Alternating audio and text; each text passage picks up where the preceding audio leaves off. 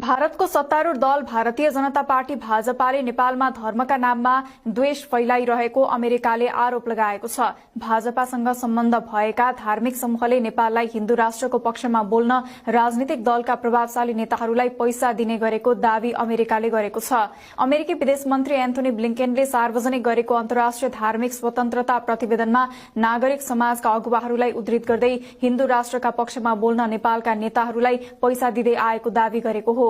नागरिक समाजका अगुवाहरूले उनीहरूले दक्षिणपन्थी भन्ने गरेको भारतको भाजपा सम्बद्ध धार्मिक समूहहरूले सबै राजनीतिक दलका प्रभावशाली नेताहरूलाई हिन्दू राष्ट्रका समर्थनमा बोल्न निरन्तर रूपमा रकम उपलब्ध गराउने गरेका छन्।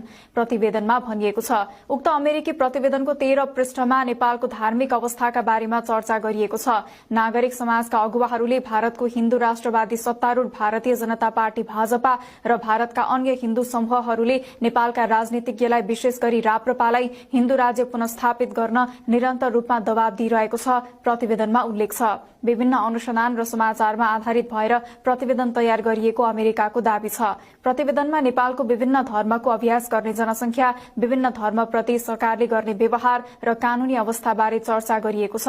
त्यसैगरी धार्मिक स्वतन्त्रताप्रति सामाजिक सम्मानको अवस्था र अमेरिकी सरकारको भूमिकाको विषयमा विस्तृत चर्चा गरिएको छ, जसमा धार्मिक स्वतन्त्रता उल्लंघन हुने गरी भएका घटनाहरूको विवरण राखिएको छ, जसमा सन् 2022 जनवरी 1 देखि डिसेम्बर 31 सम्मका घटनाहरूलाई समावेश गरिएको छ।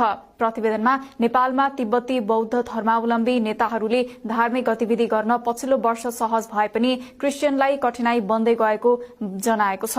प्रतिवेदनमा नेपालमा तिब्बती बौद्ध धर्मावलम्बी नेताहरूले धार्मिक गतिविधि गर्न पछिल्लो वर्ष सहज भए पनि क्रिश्चियनलाई कठिनाई बन्दै गएको जनाएको छ। प्रतिवेदनमा नेपालमा धार्मिक स्वतन्त्रताको अवस्थाको बारेमा चर्चा गर्दा तिब्बती बौद्धहरूले गैर राजनीतिक कार्यक्रम गर्न खुकुलो भएको तर क्रिश्चियनहरूमाथि जबरजस्ती धर्मान्तरणको नाममा कानूनको अत्यधिक प्रयोग गर्ने गरिएको उल्लेख छ।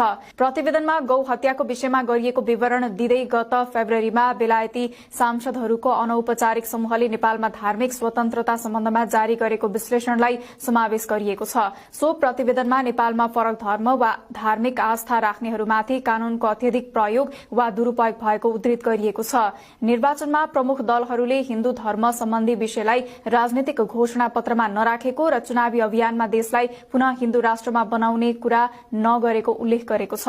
तर राष्ट्रिय प्रजातन्त्र पार्टीले सबै धार्मिक आस्था भएका व्यक्तिहरूका लागि धार्मिक स्वतन्त्रता सहितको सनातन धर्मको घोषणा पत्रमा चर्चा गरेको प्रतिवेदनमा जनाइएको छ। प्रतिवेदनमा नागरिक समाजका कतिपय स्रोतहरूलाई उद्धृत गर्दै कतिपय राप्रपाका नेताहरूले राजनीतिक समर्थन प्राप्त गर्न ईसाई विरोधी भावनाको प्रयोग गरेको भनिएको